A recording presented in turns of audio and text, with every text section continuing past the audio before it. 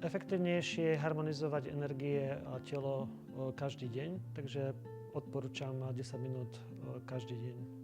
Jogový dých pred cvičením alebo až po cvičení? Jogový dých je vedomé dýchanie, ktoré aplikujeme už pri telesných cvičeniach, ale samostatné dýchové techniky vykonávame po telesnom cvičení.